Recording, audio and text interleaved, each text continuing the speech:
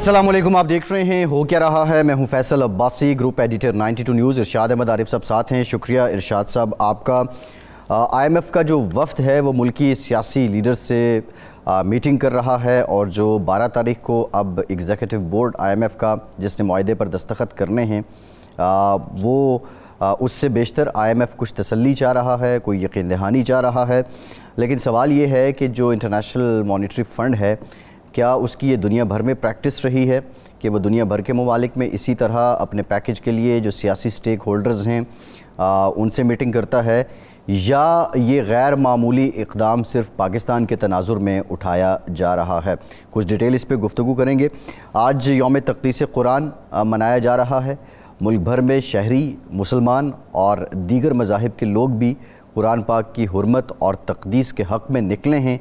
रैलियाँ निकाली गई हैं और दुनिया को ये पैगाम दिया गया है कि कुरान करीम जो है वो हमारे लिए हिदायत का ज़रिया है और हमारी ज़िंदगियों में हमारे ईमान का बेहतरीन असासा है। हम किसी किस्म का ऐसा इक़दाम मज़ीद बर्दाश्त नहीं करेंगे। पार्लियामेंट में गुज़श्ता रोज़ मुश्तरका इजलास से वज़ीर-ए-आज़म पाकिस्तान ने ख़िताब भी किया था, कमेटी भी बनाई गई, पाकिस्तान अपना भरपूर एहतजाज भी कर रहा है। लेकिन सवाल ये भी है कि इस्लामोफोबिया को कैसे रोका जाए। इस पर भी आज के प्रोग्राम में कुछ इन्फॉर्मेशन आपके साथ शेयर करेंगे। क्या पाकिस्तान में इलेक्शन हो रहे हैं? ये वो सवाल है जो हर पाकिस्तानी पूछ रहा है। अभी हाल ही में यूरोपीय यूनियन की जानिब से अपने जो मुबस्सिर हैं उनको भेजने से इनकार किया गया। इलेक्शन इस्लाहात कमेटी बना दी गई। इलेक्शन अगर इस माहौल में होते हैं तो उनकी क्रेडिबिलिटी क्या होगी, और जो सियासी स्टेक होल्डर्स हैं क्या सारे इलेक्शन के अमल से मुतमईन होंगे?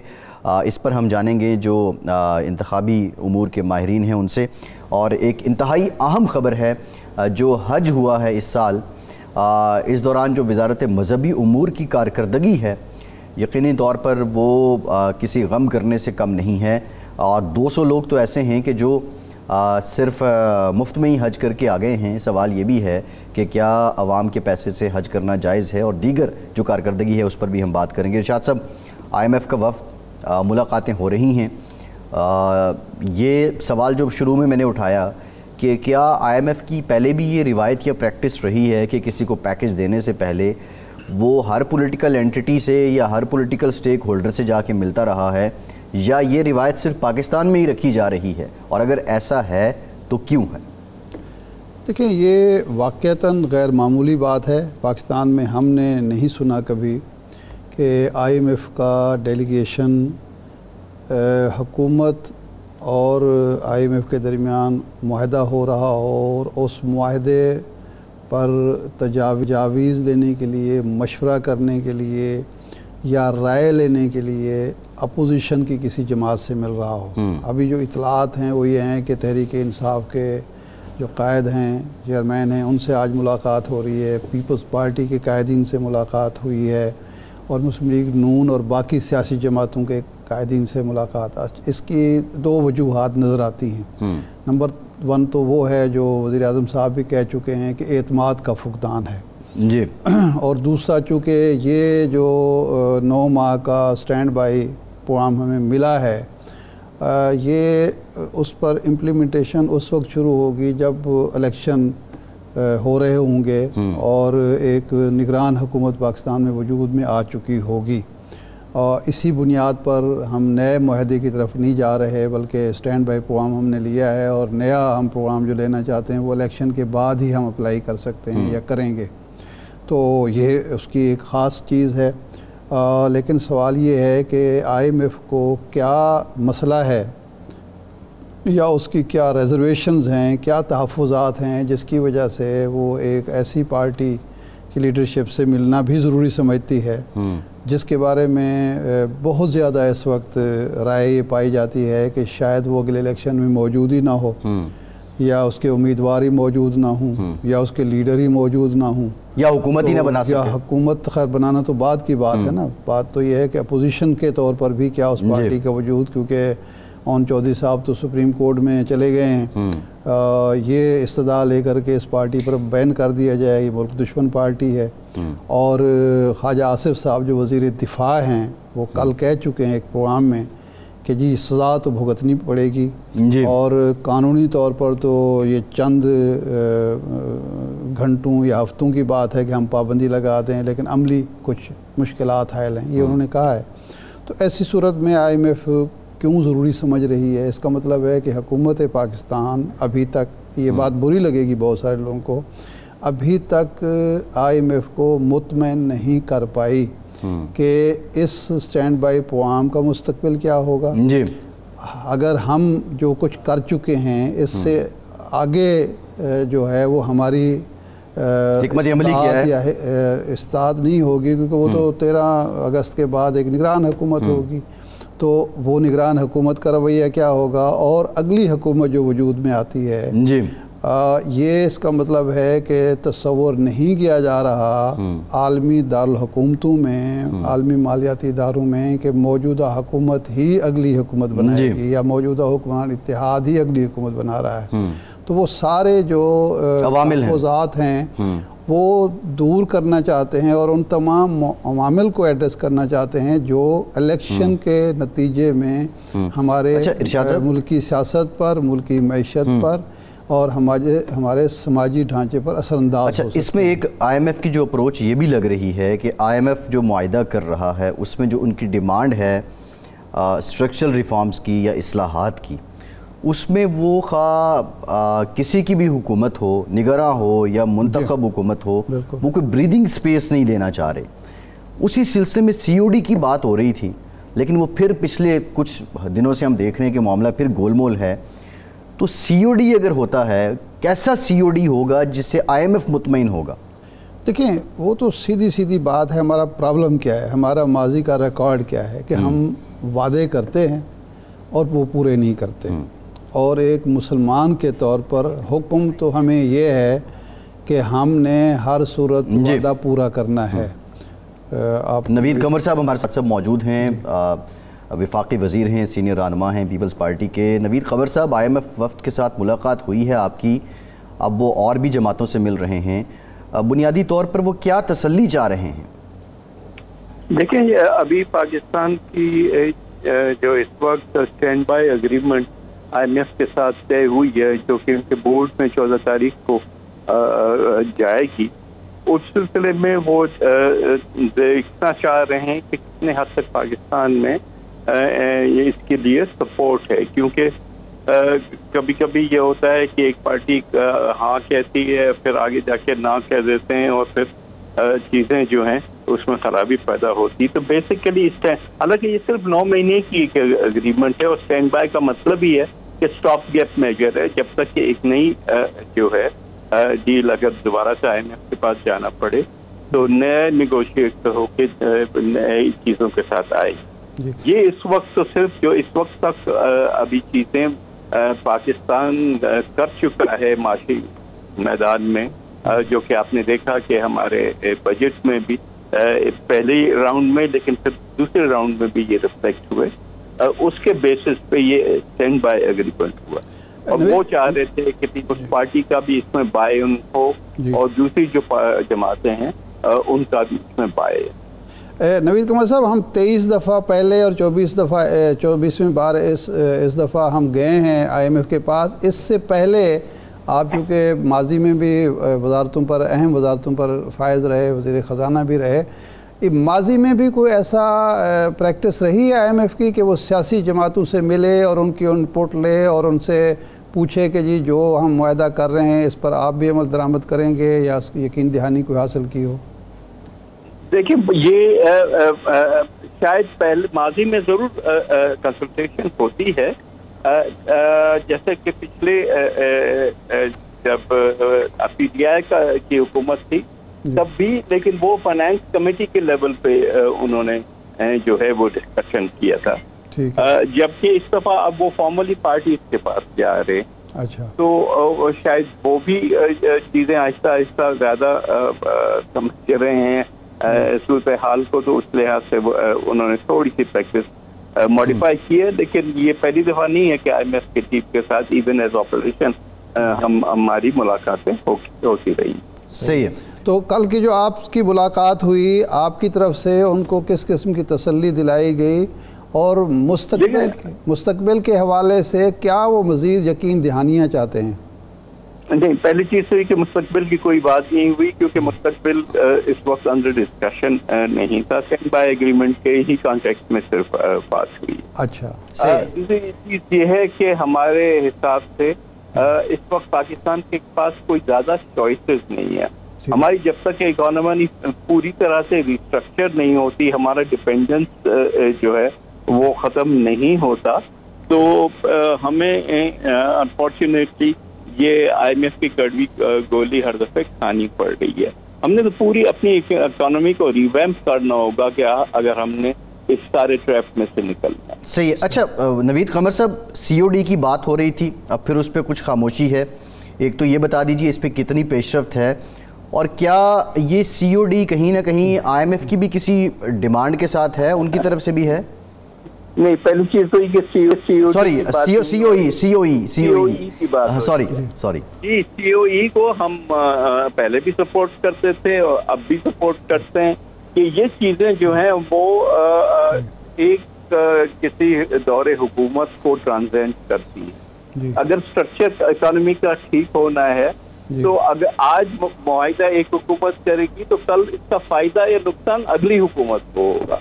तो एक तसलसल रहना चाहिए हमारी पॉलिसीज में, ताकि इन चीजों को लॉन्ग टर्म पाकिस्तान इंटरेस्ट से देखा जाना चाहिए, न सिर्फ कि हुकूमत या किसी पार्टी की इंटरेस्ट से देखना। जी अच्छा, नवीद कमर साहब, एक इंतखाबी इस्लाहात कमेटी तश्कील पाई है या सादिक साहब की सरबराही में, आप भी उसके मेंबर हैं।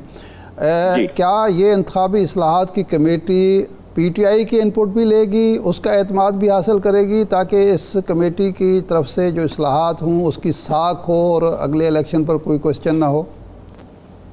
देखें, PTI की रिप्रेजेंटेशन ज़रूर है पार्टी की।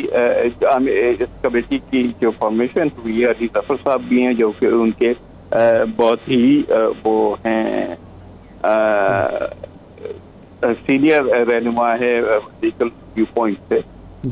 तो है, अब वो आया वो अटेंड करते हैं नहीं करते, या वो अपनी इनपुट देते हैं या नहीं देते, ये तो उन पे डिपेंड करता है, लेकिन उनकी रिप्रेजेंटेशन जरूर है। यानी सेनेट की है, लेकिन बाकी जो लीडरशिप बाहर है असेंबली से, उससे नहीं, बाहर के ये एक पार्लियामेंट्री कमेटी है भाई। पार्लियामेंट्री कमेटी की मेंबरशिप सिर्फ पार्लियामेंट मेंबर्स है, चाहे वो नेशनल असेंबली के हों या सेनेट के हों, वही हो सकते हैं ना, बाहर वाले तो नहीं हो सकते, ना हमारी पार्टी से ना किसी और पार्टी से। सही नहीं, लेकिन जो इस्लाहात होंगी जाहिर है वो तो सबके लिए होंगी, और वो पार्टी अंदर है बाहर है, इंतखाबात में, तो उसके असरात सब पार्टियों को कबूल करने पड़ेंगे और उस पर वो तो करने होंगे। कोई इतना इस वक्त जितना टाइम रह गया है, कोई इतने लंबे चौड़े इस्लाहात नहीं कि हम पूरा सिस्टम को चेंज करते हों। जो चीजें कुछ रह गई हैं जिसको थोड़ा स्ट्रीमलाइन करने की जरूरत है, उस बेसिस पे ही उसी कॉन्टेक्स्ट में ही डिस्कशन होगा। कोई मेजर डिविएशन नहीं हो रही जो कि मुझे समझ में आ रही है अभी तक जो डिस्कशन। सही है। माजी में हुकूमत को ये शिकायत रही कि PTI ने IMF के साथ मुआहदा ख़त्म कराने की या रुकवाने की कोशिश की, शौकतीन साहब की और पंजाब और KPK के वज़ीर ख़जाना की एक कन्वर्सेशन भी सामने आई थी। तो अब आपका क्या ख्याल है कि अब PTI का रवैया मुख्तलिफ होगा? भाई ये तो इसका जवाब PTI दे सकती है ना, मैं क्या कहूँ, लेकिन मेरी उनसे भी ख्वाहिश यही होगी कि वो कौम के इंटरेस्ट में देखें, अपनी ज़ाती इंटरेस्ट में ना देखें। जो पंजाब है वहाँ पे पीपल्स पार्टी और मुस्लिम लीग नून की कोई सीट एडजस्टमेंट हो रही है? अभी ऐसी कोई चीज़ नहीं है। जी तो जब उस पर मेजोरिटी होगी उन बातों में तो फिर आगे बढ़े। जी ठीक, बहुत शुक्रिया सैयद नवीद कमर साहब का। एक ब्रेक के बाद दोबारा हाजिर होते हैं।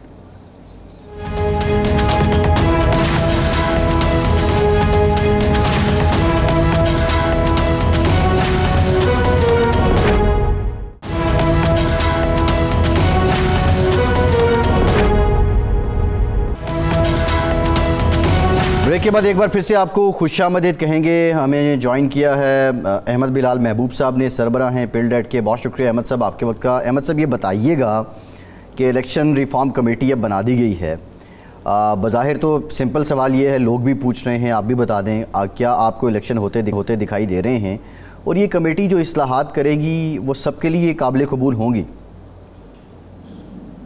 बहुत शुक्रिया। देखिए, इंतखाबात होने का मामला ये है कि मेरे ख्याल में कोई उज़र नहीं है इंतखाबात पोस्टपोन करने का। पहले तो उज़र ये था ना कि ये तमाम असम्बलियों के इलेक्शन इकट्ठे होने चाहिए, इकट्ठे नहीं होंगे तो उनकी केयर टेकर गवर्नमेंट्स नहीं होने की वजह से कुछ मसाइल पैदा हो सकते हैं। मैं किसी हद तक उससे मुत्तफिक भी था, लेकिन अब ये जो अक्टूबर या नवंबर में इलेक्शन होने हैं, इसके लिए तो कोई उज़र नहीं है। तो मेरे ख्याल में अगर आप उसको आइन की वो आर्टिकल 232 के मुताबिक एमरजेंसी लगा के 1 साल आगे भी कर दें, तो वो तो सिर्फ कौमी असम्बली का हो सकता है, सूबाई असम्बली का नहीं हो सकता। तो फिर वही मसला पैदा हो जाएगा कि इकट्ठे इलेक्शन नहीं होते। तो मुझे लगता है कि अक्टूबर नहीं तो नवंबर में इलेक्शन हो जाएंगे, होने चाहिए और हो भी जाएंगे, मेरा ख्याल है। और बाकी आपका दूसरा सवाल जो इंतखाबी इस्लाहात के हवाले से जी, वो जो कमेटी है, मैं हैरान हूँ कि इस मौके पे जबकि 1 महीना रह गया इस असम्बली के पास, इस मौके पे वो कमेटी बनेगी और वो इंतखाबी इस्लाहात का कुछ तैयार करेगी, फिर उसको कानून की शक्ल में पास भी करेंगे। तो ये इंतखाबी इस्लाहात का मामला तो ये है कि जब तक आपके पास अपोजिशन के साथ एक इत्तफाक राय ना हो, यानी ये आम कानून साजी तो नहीं है। तो ये तो इंतखाबी कानून साजी जो है उसमें कंसेंसस होना बहुत ज़रूरी होता है। तो पीटीआई दर हकीकत मौजूद नहीं है इस कमेटी में। भी सिर्फ एक मेंबर हैं, वो अली जफ़र साहब हैं, अगरचे वो बहुत मुनासिब शख्स है इसमें शामिल होने के लिए, लेकिन उनकी इत्तफाक राय के साथ क्या पूरी पार्टी खड़ी होगी? अगर तो पार्टी खड़ी हो जाएगी उसके साथ, तो फिर तो मैं समझता हूँ कि इत्तफाक राय तकरीबन किया जा सकता है और फिर वो इंतखाबी इस्लाहात काबिल कबूल होंगी। लेकिन अगर वो इत्तफाक राय पैदा नहीं होता और अली जफ़र साहब खुद या अपनी क़यादत के कहने पे वो इन चीज़ों के साथ एग्री नहीं करते, तो फिर वो इंतखाबी इस्लाहात बेमानी होंगे मेरे ख्याल में। और वैसे भी इतनी लेट ये काम शुरू किया गया है, मुझे तो लगता नहीं है कि कोई ऐसी एमरजेंसी में पास करने वाली कोई इंतखाबी इस्लाहात मौजूद हैं जिसके बगैर इंतखाबात फ्री एंड फेयर नहीं हो सकते। इंतखाबात फ्री एंड फेयर होने की एक ही शर्त है कि जो इस्लाहात पहले हो चुकी है उनके ऊपर अमल दरामद हो। कानून में लिख देने से तो कोई फ़ायदा नहीं होगा। सही। अच्छा, एक और भी पख लगा दी है, या सादिक साहब ने कहा कि जी अभी तो ये भी वाज़ेह नहीं कि नई इंतखाबी जो मरदमशुमारी हुई है, नई इंतखाबी हल्का बंदियों के मुताबिक इलेक्शन होंगे या पुरानी के तहत होंगे। तो इससे तो लगता है कि कोई इलेक्शन के बर वक्त इनेकाद के सिलसिले में कन्फ्यूजन है कहीं ना कहीं हुकूमती सतह पर। जी, अगर कोई शख्स ये कन्फ्यूजन पैदा करके उस इंतखाबात को पोस्टपोन करवाना चाहे तो वो कर सकता है, लेकिन कानूनी और आईनी तौर पे कोई उसके अंदर रुकावट नहीं है। बात यह है कि ये अगर इस वक्त जो आपकी मरदमशुमारी हुई है, अगर आप इसे ऑफिशियली एक्सेप्ट कर भी लें और काउंसिल ऑफ कॉमन इंटरेस्ट इसको नोटिफाई कर दे, तो भी उसके लिए इंतखाबी जो हल्के हैं उनके मुताबिक, इस मरदमशुमारी के मुताबिक करने से पहले एक चीज़ और ज़रूरी है, वो है एक आईनी अमेंडमेंट, कॉन्स्टिट्यूशनल अमेंडमेंट आर्टिकल 51(3) में, जिसके तहत जो आपकी सीटें हैं उनको आबादी के मुताबिक सूबों में तकसीम किया जाता है। असर नौ तयन होगा जी। अगर वो कॉन्स्टिट्यूशनल अमेंडमेंट नहीं होती तो फिर इलेक्शन कमीशन उसके मुताबिक फिर हल्का बंदियों का हदूद का तयन भी नहीं कर सकता। क्योंकि आपके पास इस वक्त कॉन्स्टिट्यूशनल अमेंडमेंट तो मुमकिन नहीं है, क्योंकि आपके पास टोटल मेंबरशिप का 2/3 तो है ही नहीं असम्बली में मौजूद, तो इसलिए कॉन्स्टिट्यूशनल अमेंडमेंट नहीं हो सकती। इसलिए मेरे ख्याल में जो इलेक्शन होंगे वो तो पुरानी ही डिमार्केशन पे होंगे।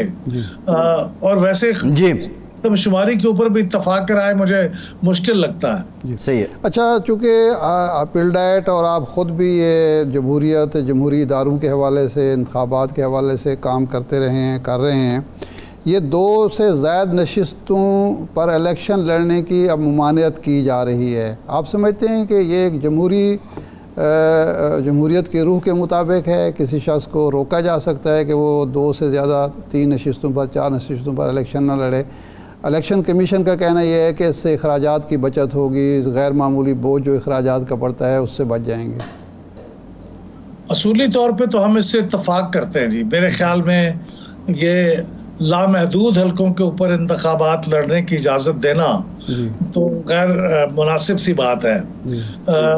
इस वक्त प्रैक्टिकली अगर कोई आदमी चाहे तो 266 नेशनल असेंबली की सीटें हैं, उन पूरों के ऊपर वो इलेक्शन लड़ सकता है। सही। और चाहे तो वो फिर उसके साथ साथ जिस सूबे की असेंबली से, जिस सूबे से उसका ताल्लुक है, उसकी असेंबली के अंदर भी सूबाई असेंबली की भी तमाम सीटों के ऊपर इलेक्शन लड़ सकता है बैक वक्त थ्योरेटिकली। लेकिन गुजारिश ये है कि ये जो पाबंदी लगाना है ये हमारे ख्याल में बहुत मुनासिब चीज़ है, लेकिन ये लग इस वक्त नहीं सकती क्योंकि इसमें भी कॉन्स्टिट्यूशनल अमेंडमेंट चाहिए होगी। सही है। तो कॉन्स्टिट्यूशनल अमेंडमेंट के लिए आपको पता है मतलूबा तादाद तो है नहीं। तो इस वक्त एक कलामती तौर पे अब्दुल अकबर चित्राली साहब ने जमात इस्लामी के MNA, उन्होंने बहुत अच्छा किया कि इसको रेज किया है। तो उम्मीद है कि ये इंतखाबात के बाद जब नई असेंबली आएगी इसे टेकअप तो फिर उसका फायदा होगा। इस वक्त तो पास नहीं हो सकती। लेकिन बिलाल साहब, लेकिन भी आपको देखें 2 हलकों की पाबंदी है जी, बांग्लादेश में 3 हलकों की पाबंदी है, इंग्लिस्तान में सिर्फ 1 हलके पे आप लड़ सकते हैं। तो ये मेरे ख्याल में गैर मुनासिब है कि लामहदूद की इजाज़त देना। बिलाल साहब, ये जो इशू है ना कि आइन में तरमीम का, अब मौजूदा हुकूमत को दाद दें कि उन्होंने एक तरीका निकाल लिया है कि आइनी शिकों में तरमीम भी आम कानून साजी के लिए हो रही है। 62(1)(f) में कर दी गई है, 184(3) में कर दी गई है, 1-2 और कानून भी ऐसे बने हैं जो चैलेंज भी हुए हैं। तो ये भी तो उसी तरह हो सकता है आम कानून साजी के ज़रिए। देखिए, ये तो जिस तरह से वो तरमीमें हुई, कानून साजी हुई है, उसके ऊपर तो फिर भी 2 राहें हो सकती हैं उसके ऊपर, क्योंकि वो मामला तो मैं ख़ास तौर पे 62(1)(f) की बात करूँगा कि वो तो एक कॉन्स्टिट्यूशन में तो कोई मुद्दत का तयन नहीं था, तो सुप्रीम कोर्ट ने अपनी इंटरप्रिटेशन के ज़रिए से उसमें फॉर लाइफ किया।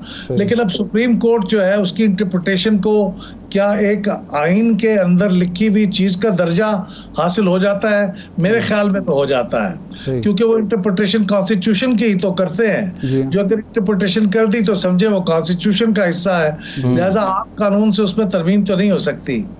लेकिन अब देखिए उसके ऊपर फिर भी ऑब्जेक्शन हो सकता है, आर्गूमेंट हो सकता है जी। ख्याल में ये मामला है 51(3) का, इसमें तो कोई गुंजाइश नहीं है कि आप आम कानून के जरिए से उसमें तरमीम कर दें। लेकिन आपका पॉइंट वैलिड है कि अक्ल यार है 100 भेस बदल लेती है, तो वो शायद कोई इसका भी रास्ता निकाल ले। लेकिन क्या वो काबिल कबूल होगी अदलिया के लिए या आम लोगों के लिए, ये एक अलग बात। सही है। अच्छा अहमद साहब, ये बताइएगा, अभी 2 दिन पहले की खबर है कि यूरोपीय यूनियन ने अपने मुबस्सिरीन भेजने से इनकार किया है, और शायद ये भी एक उनकी जवाज़ है कि बिफोर जो ऑन टाइम नहीं बताया गया। अगर ये इलेक्शन इस माहौल में होते हैं और बैनुल-अक़वामी मुबस्सिरीन नहीं आते, तो आप क्या समझते हैं इसके बाद का जो सियासी माहौल है वो कैसा होगा? इनकी क्रेडिबिलिटी क्या है? क्या आने वाली हुकूमत या असम्बली चल पाएगी? देखिए, मैं समझता हूँ कि यूरोपियन यूनियन के जो इलेक्शन ऑब्जर्वर मिशन का जो उन्होंने कहा है, वो गालबन ये कहा है कि उन्हें अभी तक इनविटेशन नहीं मिला। तो अब बात यह है कि इनविटेशन हमेशा उस वक्त जारी होता है जब इलेक्शन की कोई डेट का तयन हो जाता है, और वो तो उसी वक्त होगा जब असेंबली अपनी मुद्दत पूरी कर लेगी।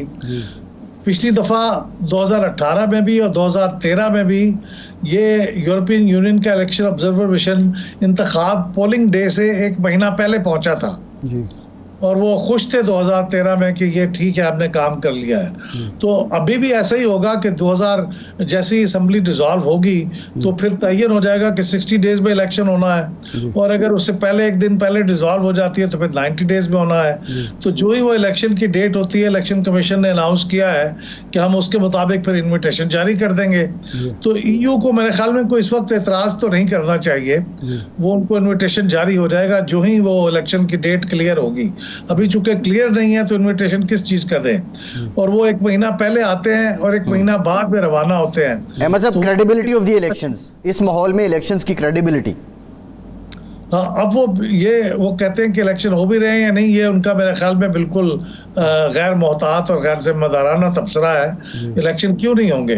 जब तक ये कोई कह ना दे कि इलेक्शन नहीं होंगे, तो इलेक्शन तो हो रहे हैं, आइन में लिखा हुआ है इलेक्शन होंगे, तो इंशाल्लाह इलेक्शन होंगे और वो शायद आएंगे भी। हो सकता है कम तादाद में आए, क्योंकि उनको कुछ अपने भी कंस्ट्रेंट्स हैं। पिछली दफा भी कम आए थे 2018 में, 2013 में भरपूर तरीके से आए थे।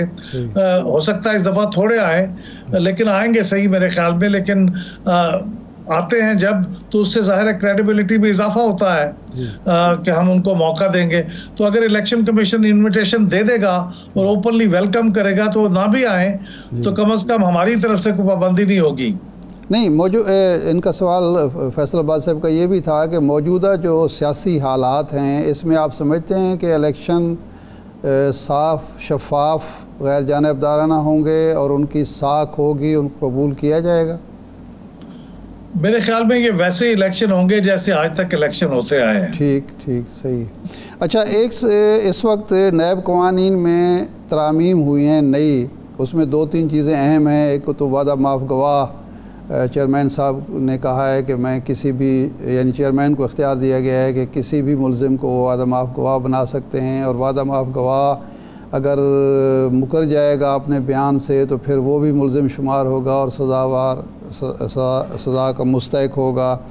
दूसरा, उसमें ये भी कहा गया है कि जनाब वाला ये जो 14 दिन की रखी गई थी, 90 दिन को कहा जाता था कि बड़ा ड्रैकोनियन कानून है, 14 दिन को अब 30 दिन पर बढ़ा दिया गया है। इस तरह की 1-2 तरामीम और भी रखी गई हैं। तो आपके ख़्याल में इस वक्त इन तरामीम का मकसद क्या हो सकता है, और इससे फिर वो माजी की जो मनफी रिवायात हैं वो उनका यादा नहीं हो रहा?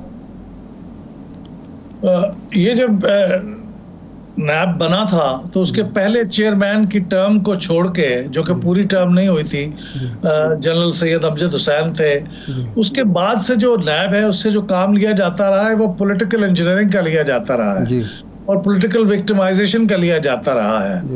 कुछ उम्मीद पैदा हुई थी ये तरमीम जो पहले हुई थी कि शायद अब वो नैब से काम ना लिया जाए, लेकिन अब वो तरमीम जो दोबारा अब कर दी गई हैं, जिसकी तरफ तवज्जो दिलाई है, मुझे लगता है फिर नैब से वही काम लिया जाना शायद मकसूद है कि वो पॉलिटिकल विक्टिमाइजेशन, कुछ लोगों पर दबाव डालें और उसके नतीजे में इलेक्शन के नतायज पे असरअंदाज हों। तो मेरे ख्याल में ये अनफेयर है इस मौके पे तरामीम करना, इलेक्शन के इतने करीब आके। और फिर अभी तो आपने तरामीम की थी, आप उस वक्त पूरी तरह सोच समझ के करते, अब ये क्यों कर रहे हैं? तो मेरे ख्याल में तो अनफेयर है।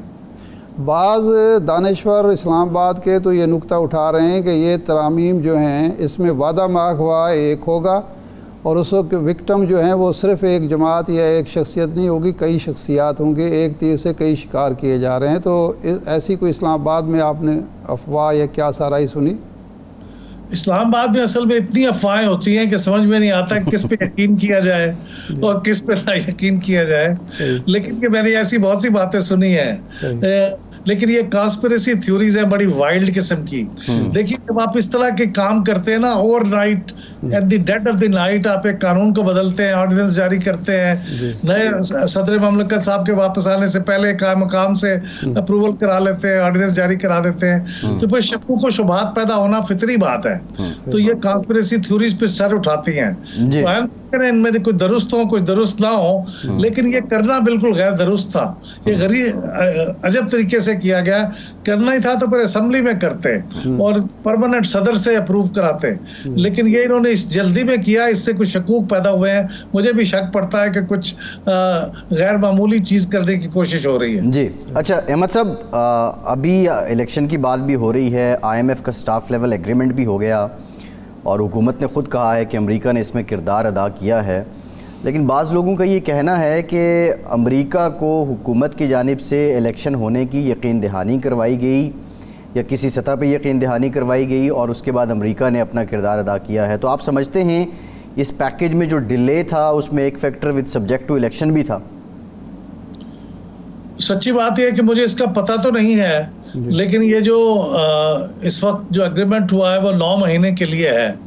तो उससे मुझे ये एहसास होता है कि गालिबन 9 महीना इसलिए है कि ये ट्रांजिशन मुकम्मल करने का मौका दिया जाए कि इंतखाबात हो जाए, नई हुकूमत आ जाए, वो सेटल हो जाए, तो फिर नई हुकूमत के साथ जिसके पास 5 साल का मैंडेट हो वो अगले IMF के एग्रीमेंट के लिए गुफ्त शरीद की जाए। तो ये 9 महीने का जो पीरियड है, इससे मुझे अंदाज़ा होता है कि यही बात इसके पेश नज़र होगी। मैं समझता हूँ कि इंतखाबात अगर पोस्टपोन हुए तो उससे ये IMF का जो लॉन्ग टर्म एग्रीमेंट है, बल्कि ये शॉर्ट टर्म एग्रीमेंट है, ये भी मुतासर हो सकता है। लॉन्ग टर्म तो होने के पर इम्कानात नहीं होंगे। तो ये मैं इससे इत्तफाक करता हूँ, लेकिन ये मुझे हकीकत पे पता नहीं है कि अमेरिका ने कोई यकीन दहानी हासिल की है नहीं, लेकिन 9 महीने में यकीनन एक पैगाम है जो हमें समझना चाहिए। अच्छा बिलाल साहब, इस दफ़ा IMF का डेलीगेशन मुख्तलिफ सियासी जमातों से मुलाकात कर रहा है और नवीद कुमार साहब हमें हमारे साथ थे। वो कहते हैं कि वो जो अरेंजमेंट हुई है मौजूदा 9 माह वाली, उस पर बातचीत कर रहा है।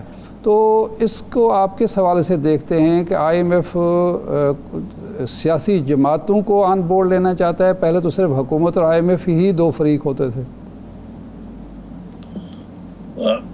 हकीकत यह है कि IMF का मिशन जब आता है ना, यहाँ पे उनका एक डेलीगेशन आता है, तो वो सियासी जमातों से नहीं और भी बहुत से लोगों से मुलाकात करता है, खासतौर पर सिविल सोसाइटी से।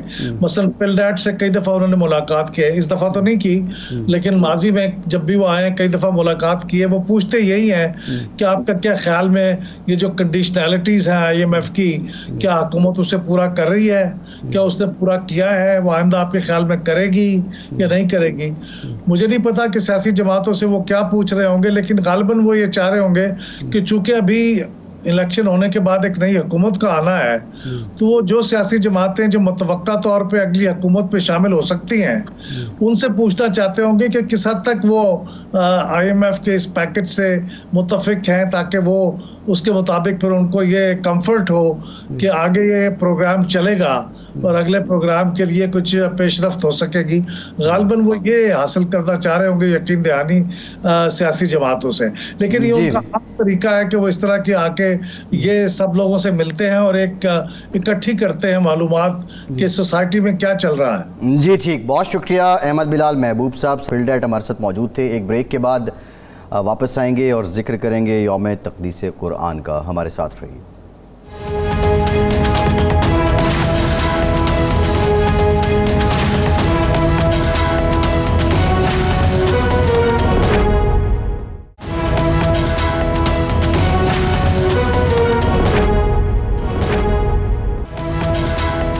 ब्रेक के बाद एक बार फिर से आपको खुशामदीद कहेंगे। इरशाद साहब वज़ीर मजहबी उमूर थे, मौलाना अब्दुल शकूर साहब, खुदा उनके दर्जात बुलंद करें, और वो एक हादसे में अपनी जान से गए। तो उसके बाद JUI के सेनेटर तलहा महमूद साहब जो हैं, उन्हें वजारत मजहबी उमूर का कलमदान दिया गया था। और फिर जो हज ऑपरेशन थे, कुछ तो शुरू में इनिशिएट मौलाना अब्दुल शकूर साहब ने किए थे, लेकिन उसके बाद यही इंचार्ज हैं सेनेटर तलहा महमूद साहब। एक पॉलिसी बनाई गई थी हुकूमत की जानिब से कि किसी को मुफ्त हज नहीं करवाया जाएगा, लेकिन रवां साल जो हज हुआ है उसमें तकरीबन 200 के करीब लोग हैं जिन्होंने मुफ्त हज किया है। और ना सिर्फ मुफ्त हज किया है बल्कि सऊदी अरब में इनको 150 रुपये योमिया, 150 रियाल योमिया भी दिया जाता रहा। माली मुआवनत भी इनकी की गई। और फिर इसके साथ साथ तकरीबन जो अदाद शुमार आए हैं 11,75,000 रुपये जो आम लोग हैं, आम शहरी हैं, उन्होंने अदा किए और हज का फरीज़ा उन्होंने अदा किया। ये लोग मुफ्त में 200 के करीब हज कर आए। 10,000 के करीब लोग हैं जो वहाँ पर बीमार हुए। उमूमी तौर पे सफ़र में एक मुशक्क़त वाली इबादत है, लेकिन ये नंबर बहुत ज़्यादा है। फिर लोगों को जो रोटी वग़ैरह या बुनियादी खाना है उससे मुताल्लिक़ ख़ासी कंप्लेन रही। ओवरऑल लोग मुतमईन नज़र नहीं आए। लेकिन मेरा सवाल ये है कि एक SOP तय हो गया कि कोई मुफ्त हज नहीं करेगा, फिर ये 200 लोग कहाँ से आ गए? अच्छा, इसमें एक वजाहत ज़रूरी है कि ये 200 लोग वो नहीं हैं जो खुद्दामुल हुजाज या रज़ाकाराना तौर पे जाते हैं, वो नहीं हैं, वो इसके वॉलंटियर्स नहीं हैं। वो तो एक प्रैक्टिस है कि हाजियों की रहनुमाई के लिए, खिदमत के लिए एक डेलीगेशंस जाते हैं, उसमें मेडिकल मिशन भी एक होता है, खुदामुल हुज्जात, अब तो शायद उनको मुआविनीन हुज्जाज कहा जाता है, वो भी होते हैं, वो तो एक अलग खाता है। ये उस हमारे रिपोर्टर जहांगीर मिन्हाज साहब की स्टोरी है कि ये वो लोग हैं जो वज़ारत मजहबी उमूर ने भेजे हैं और सरकारी ख़र्चे पर भेजे हैं और उनको यौमिया भी दिया गया है और उसकी कोई जस्टिफिकेशन मौजूद नहीं है। तलहा महमूद साहब जो वज़ीर मज़हबी उमूर, उनसे रब्ते की हम कोशिश करते रहे, उनसे हम पूछना चाहते थे कि जी बताइए कि इसमें क्या सूरत हाल है। अगर ये सूरत हाल ऐसी है कि एक तरफ तो जो लोग 12 लाख रुपए दे के हज पे जा रहे हैं उनको आप सर्विसेज फराहम नहीं कर रहे, और दौरान हज वहाँ तलहा महमूद साहब से लोगों ने शिकायत भी की और उन्होंने ख़ुद माना भी कि लोगों को खाना अच्छा नहीं मिला, बासी खाना मिलता रहा, लोगों की तबीयत ख़राब होती रही, मुज़दलिफ़ा और मिना में जो सहूलतें थीं उनका फुकदान था, और उसके साथ ये 200 अफराद का ख़र्चा भी ज़ाहिर है उन्हीं हुज्जाज पर पड़ा, उन्हीं के, अगर ये 200 लोग भेजने की बजाय उनके अखराजात मुख्तसरन अवाम के पैसे से इन 200 लोगों ने हज किया। यानी ये मुझे याद है कि जनरल परवेज़ मुशर्रफ के दौर में ये तय हुआ था कि उस वक्त जो लोग जाते थे, हत्ता कि सहाफ़ी भी जो गए थे, तो वो वज़ीर जो थे बहुत बड़े आलिम स्कॉलर थे, इस्लामिक यूनिवर्सिटी के प्रोफेसर भी थे, हामिद रज़ा काज़मी साहब ना दूसरे थे वज़ीर, एक तो वज़ीर ममलिकत आमिर लियाकत साहब थे, उससे पहले थे, वो फौत हो चुके हैं। तो वो उन्होंने ये कहा था कि जी कोई शख्स जो जाएगा वो किराया अपना देगा, हम सिर्फ वहाँ सहूलतें थोड़ी बहुत मिला में दे देंगे, इससे ज़्यादा नहीं होगा। तो ये अच्छा रिशाद साहब उन्होंने किया था। तो अब अगर ये सारे अखराजात हुए हैं तो ये बड़ी ज़्यादती है और इसकी तहकीकात होनी चाहिए, और वज़ीर आज़म को इस पर तवज्जो देनी चाहिए कि जब काबीना में ये यकीन दहानी कराई गई कि कोई मुफ्त हज नहीं होगा, तो फिर उसके बाद ये क्यों हुआ? बिल्कुल ठीक है। जब जहाज़ सदर मुमलकत के साथ जो लोग जा रहे थे उनके बारे में भी वजाहत आई कि सदर मुमलकत उनके ख़ानदान के अखराजात भी ज़ाती तौर पर उन्हें बर्दाश्त किए, और जो लोग पार्लियामेंटेरियन गए उन्होंने भी अखराजात दिए। तो ये कैसे हो गया? बिल्कुल ठीक है। किबला याद साहब, इरशाद साहब, चेयरमैन इस्लामी नज़रियाती काउंसिल हमारे साथ मौजूद हैं। किबला साहब बहुत शुक्रिया आपके वक्त का। किबला साहब एक सिंपल सवाल है, शरई अहकामात इस पे क्या हैं कि दीगर जो हुज्जाज हैं या अवाम हैं उनका पैसा है और उस पैसे से 200 के करीब लोग मुफ्त हज करके आ जाते हैं वज़ारत मजहबी उमूर की सवाबदीद पे या डिस्पोज़ल पे, तो शरई एतबार से क्या ये दुरुस्त अमल है? देखें, एक तो खालिसतन अगर शरई एतबार से आप देखें तो तारीख़ में ऐसा तो हुआ है कि वक्त का जो खलीफा होता है, तारीख़ में इस किस्म की मिसालें मौजूद हैं कि एजाज़ी तौर पे हज पे लोगों को भेजा जाता था। लेकिन इस वक्त जो पाकिस्तान की सूरत हाल है, तो पाकिस्तान की सूरत हाल में और जो इस वक्त हालात हैं, इनमें उसूली तौर पे मैं समझता हूँ कि मुफ्त हज कराना जो है इसकी गुंजाइश नहीं है और नहीं होनी चाहिए। ये जो इस वक्त आप मामला डिस्कस कर रहे हैं, इसमें बेहतर पोजीशन तो आपको वजारत मजहबी उमूर ही बता सकती है, लेकिन अगर ये सही है तो मुफ्त हज जो है इसका सिलसिला मुकम्मल तौर पे मुनक़ता होना चाहिए। सही। अच्छा किबला या साहब, एक इशू इस वक्त ज़ेर बहस है। अभी हाल ही में नैब कवानीन में तरमीम हुई है जिसमें एक तो वादा माफ़ गवाह की गुंजाइश पैदा की गई है, और वादा माफ़ गवाह बनने वाले शख्स के बारे में कहा गया है कि अगर वो मुनहरिफ होगा आपके बयान से तो वो भी मुजरिम ही तस्वुर होगा और वो सज़ा का मुस्तहिक होगा। क्या इस्लाम में वादा माफ़ गवाह की कोई हकीकत है, कोई जवाज़ है? क्योंकि हमें याद है कि आपकी सरबराही में इस्लामी नज़रियाती कौंसल इस हवाले से प्री बारगेन के हवाले से, वादा माफ़ गवाह के हवाले से और ज़ेर तफ्तीश मुकदमे में गिरफ़्तारी के हवाले से एक राय दे चुकी है। तो इस बारे में ज़रा हमें हमारे नाज़रीन को ब्रीफ़ कीजिए। बिल्कुल, इस बारे में हमारी जो सिफारिशात हैं और तजावीज़ हैं, ये साबिका जो नैब का कानून था उसके बारे में हमारी राय आई थी, और वो राय ये थी कि प्ली बारगेन इसकी तो बिल्कुल इस्लाम में गुंजाइश नहीं है। इसी तरीके से जी किबला अयाज साहब से रब्ता हमारा मुनक़ता हो गया है। किबला साहब, आपको आवाज़ आ रही है हमारी? ये भी शरई तकाज़ों के साथ हम आहंग नहीं। जी किबला साहब, आप अपनी बात दोहराइएगा। आपने कहा जो साबका कानून था उससे मुतालिक आपकी सिफारिशात थी, मौजूदा कानून से मुतालिक, और फिर उसमें जो तरामीम हैं जो अभी की गई है पिछले चंद दिनों में, इससे मुतालिक इस्लामी नज़रियाती काउंसिल की राय या सिफारिशात क्या हैं? यही है ना, हमारी सिफारिशात तो यही है कि प्ली बारगेन जो है इसकी शरीयत में गुंजाइश नहीं है। वादा माफ गवाह जो है इसका तस्वर भी शरीयत के साथ हम आहंग नहीं है, और अगर मुल्जिम है तो उसको लंबी मुद्दत के लिए जेल में डालना या हवालात में डालना, ये भी शरीयत के उसूलों के साथ मुनासिबत नहीं रखता। सही। लंबी मुद्दत से क्या मुराद है? मतलब पहले तो 90 रोज था, अब 30 रोज का रिमांड जो है वो कर दिया गया। जाहिर है कि इसमें तो कोई खास मुद्दत का तायुन नहीं है, लेकिन होना ये चाहिए कि अगर मुल्जिम है तो जल्द अज जल्द इस बात का तायुन किया जाना चाहिए कि वाकई उसके खिलाफ कोई सबूत है, और बारे सबूत जो है वो मुल्जिम पर नहीं है, बारे सबूत जो है वो मुद्दई के ऊपर है। सही है। अच्छा किबला याद साहब, ये बताइएगा, यौम तक़दीस कुरान मनाया गया और पूरी दुनिया के मुसलमानों के दिल जो हैं वो रंजीदा हैं जो कुछ स्वीडन में हुआ। इस्लामी नज़रियाती काउंसिल की इस तनाजुर में, इस्लामोफोबिया के तनाजुर में मौजूदा हुकूमत को सिफारिशात क्या हैं? ये तो वाक़या जो हुआ है स्वीडन का, स्वीडन से पहले ये डेनमार्क का वाक़या हुआ था, फ्रांस में इस किस्म के वाक़यात हुए थे, रसूल अकरम सल्लल्लाहु अलैहि वसल्लम की कैरिकेचर।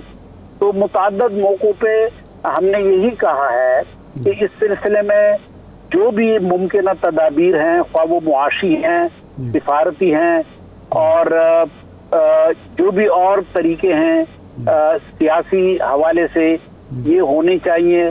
और हमारी तजवीज़ ये रही है कि ये सिर्फ एक दो मुसलमान मुल्कों का काम नहीं है, जब तक इस्लामी ताउन तंजीम OIC खुद फ़ाल ना हो और वो अपने आप को मुज़म्मती करारदानों तक महदूद ना रखे, बल्कि मगरिब के अंदर काम करने का जो अंदाज है उसकी तरफ आए। और वो यही अंदाज है कि जो ऑक्सीडेंटलिस्ट हैं, यानी जो गर्ब शनास हैं, उनकी एक मजबूत ग्रुप बनाया जाए जो मगरिब के अंदर जो पॉलिसी साज और जहन साज अफराद और इदारे हैं उनके साथ मिलें, राय आमा को हमवार करने की कोशिश करें। वहाँ पे जो इस्लामिक सेंटर्स हैं, वहाँ पे यूनिवर्सिटियों के प्रोफेसर्स हैं, मुसलमान प्रोफेसर्स हैं, और बड़ी अच्छी मुसलमान तंजीमें हैं, उनको फ़ाल करे और यूरोप के अंदर से आवाज आए। और तारीख में हमारे लिए इसकी मिसाल मौजूद है कि यहूदियों ने जिस तरीके से जंग अजीम दोम के बाद उनके खिलाफ जो इक़दामात किए गए थे नाजी जर्मनी में, होलोकास्ट के बारे में किस तरह अपना बयानिया जो था यूरोप के अंदर, उस बयानिए के अंदर एक बहुत अच्छी तब्दीली अपने हक में वो ले आए। तो तारीख में ऐसी मिसालें हमारे लिए मौजूद हैं, लेकिन ये काम जाहिर है कि हफ्ते 10 दिन या महीने साल का नहीं है, इसके लिए बहुत ही मौसर, मरबूत और मुनज़्ज़म जदोजहद की ज़रूरत। अच्छा किबला, ऐसा मैं वापस आऊँगा वो नैब कवानीन में जो तरमीम हुई है, नैब का मौक़िफ़ माजी में ये रहा है कि जो हम दौरान तफ्तीश गिरफ़्तारी करते हैं, इसका मकसद ये होता है कि मुल्ज़िम बासर अपना असर रसूख इस्तेमाल ना कर सके, गवाहों को मुनहरफ ना कर सके, और जो तरीके होते हैं, या मुल्क से फ़रार ना हो सके। तो इस जस्टिफिकेशन को कबूल किया जा सकता है गिरफ़्तारी के लिए और तवील मुद्दत की हिरासत के लिए? अब देखिए, ये अगर जज यानी अदलिया महसूस करे कि इसके अंदर कोई वाकई हकीकत है, इस बात के खतरात मौजूद हैं, मसलन हमारी सिफारिश है कि जो मुल्जिम है मुलजिम को हथकड़ियां नहीं पहनानी चाहिए, लेकिन उसमें यह है कि अगर ये खतरा हो कि मुलजिम की तरफ से तशद्दुद का खौफ हो या मुलजिम के भाग जाने का खौफ हो, तो उस सूरत में एक गुंजाइश है हथकड़ियां पहनाने की, अदरवाइज नहीं है। तो इस सूरत में भी ये देखना है और ये अदलिया ने इसका तयन करना है, अदालत ने इस बात का तयन करना है कि वाकई कोई ऐसा खौफ तो नहीं है कि ऐसी कोई कोशिश तो नहीं है, अदरवाइज मुलजिम जो है यकीनन वो मुजरिम नहीं है और उसके साथ सलूक जो है वो उसूली तौर पे तो बेगुनाह का होना चाहिए जब तक ये साबित ना हो जाए कि वो गुनाहगार है। अच्छा, ये जो बारे सबूत मुलजिम पर नहीं मुद्दई पर या नैब पर है, ये तो एक बुनियादी उसूल है, लेकिन इस केस में ये कहा जाता है कि चूँकि ये जायदाद का जब एक शख्स तस्लीम कर लेता है कि ये मकान या ये जायदाद मेरी है, ये बैंक अकाउंट मेरा है, तो फिर उसको ये साबित करना चाहिए कि ये जायज़ राय से ख़रीदा गया है, क्योंकि वो एक अवामी नुमाइंदा है, क्योंकि अवामी नुमाइंदा है या अवामी जो फंड्स हैं उनका अमीन है, तो उसको ये साबित करना चाहिए। ये कोई जस्टिफिकेशन बनती है? ये तो ठीक है, ये तो एक तफ्तीशी अमल में इस किस्म का अंदाज मुमकिन है, अदालत के अंदर भी इस पर जरा हो सकती है, नैब का जो वकील है वो भी जरा कर सकता है, तो जरा के अमल में तो इस किस्म की गुंजाइश आ सकती है। अच्छा, नहीं, जरा के अमल में तो है, लेकिन अब इसमें देखें ना दो कन्फ्यूजन्स हैं। एक आपने कहा कि लंबी मुद्दत के लिए किसी को रखना, अब मुद्दत का तयन नहीं है, बारे सबूत जो है वो मुद्दई पे डालना, उसमें जिरा के दौरान ही अगर डाला जा रहा है तो उसकी गुंजाइश कैसे निकलती है, ये किबला सब कुछ समझ नहीं आ रही हमें बात। नहीं, उसमें यह है ना कि बारे सबूत जो है, अब ये जाहिर है कि हम एक जुज़वी हवाले से जब हम बात करेंगे तो बारे सबूत में बहुत जुज़वी तफसीलात आती हैं। अब ये कहना कि आप महज इल्ज़ाम लगा लें और आपके पास कोई सबूत ना हो, तो ये तरीका तो नहीं है, लेकिन अगर आपके पास कोई इब्तिदाई सबूत है और इसके बाद फिर तफसीलात में जाना है, तो फिर ये सवाल पूछे जा सकते हैं ताकि मजीद वजाहत सामने आ जाए। जी ठीक, बहुत शुक्रिया किबला याद साहब, इस्लामी नज़रियाती काउंसिल हमारे साथ मौजूद थे। इरशाद साहब आपका शुक्रिया, प्रोग्राम का टाइम ख़त्म हो गया, इजाज़त दीजिए।